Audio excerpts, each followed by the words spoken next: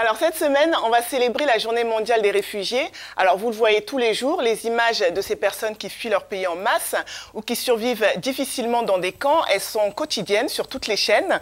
Et on les voit aussi sur la chaîne Africa News, évidemment.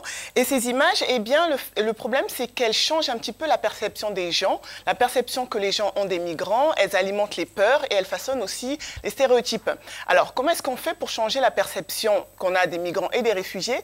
Eh bien, on se rend compte que ces images et les images et les actes symboliques ont un énorme impact. Je vais vous en donner un exemple avec cette conférence TED qui s'est tenue il y a quelques jours au Kenya.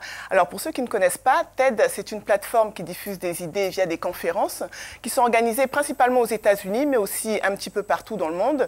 Des personnalités célèbres comme l'ancien président américain Bill Clinton ou encore l'un des hommes les plus riches de la planète, Bill Gates, ont participé à ces conférences. Et il y a quelques jours, eh bien, elle se tient généralement dans des lieux haut de gamme, mais il y a quelques jours, ça a été organisé en plein milieu d'un camp de réfugiés, le camp de réfugiés de Kakuma au Kenya. Et parmi les intervenants, il y avait des réfugiés qui sont devenus poètes, cinéastes, mannequins ou encore enseignants. C'est le cas, par exemple, d'Alima Aden, qui est une réfugiée somalienne qui est née dans ce camp de réfugiés de Kakuma. Et aujourd'hui, elle est devenue mannequin aux États-Unis. Elle a défilé pour de grandes marques. Elle a posé pour les plus grands magazines de mode. Et son parcours montre un petit peu qu'être réfugié, ce n'est pas une fatalité et que ça n'empêche pas d'avoir un futur brillant. C'est aussi ce que nous prouve le parcours d'autres réfugiés, comme vous allez les entendre, comme par exemple Marie, une sous-soudanaise, réfugiée et orpheline, qui, grâce à l'éducation, est devenue enseignante et aussi ambassadrice de l'ONU pour les jeunes filles. Écoutez. L'éducation guérit.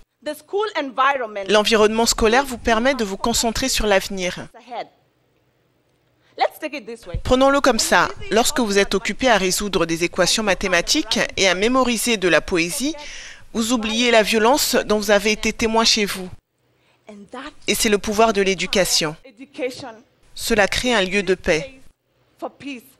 Et pour les réfugiés qui vivent toujours dans ces camps et qui ont pu voir cette conférence, c'est aussi l'occasion d'avoir des exemples concrets de personnes réfugiées comme eux, qui ont réussi à changer leur vie, et certains avaient un message pour eux. Écoutez. Mon message à mes camarades réfugiés et aux jeunes femmes: faites de votre mieux pour faire votre vie ici, là où vous êtes maintenant. N'attendez pas demain. Utilisez toutes les occasions que vous avez et n'abandonnez jamais. Jamais. Vos rêves sont aussi valables. Je vous remercie. Voilà donc pour ces actes symboliques qui ne vont pas changer la situation des réfugiés, on n'est pas naïf, mais au moins cela permet de mettre en lumière le fait que dans ces camps, eh bien, il y a aussi des success stories. Ça donne déjà la parole aux réfugiés et ça montre que certains ont du talent et arrivent à s'en sortir. Et ce sont ces images et ces impacts qui nous aident en fait à avoir une autre image, et une autre image que l'opinion publique a en général des réfugiés. Donc certains sont pleins de créativité et de détermination. Alors justement, puisque les images ont un impact important, et si les principaux dirigeants de la planète étaient en situation de réfugiés, à quoi est-ce qu'il ressemblerait? Regardez ces tableaux, vous allez sûrement reconnaître quelques personnalités. Il y a par exemple Barack Obama, Donald Trump, Kim Jong-un, Bachar al-Assad ou encore Angela Merkel. Et comme vous pouvez le constater, on leur a ôté tout signe distinctif de pouvoir et de richesse. L'artiste qui est à l'origine de ces tableaux est un exilé syrien.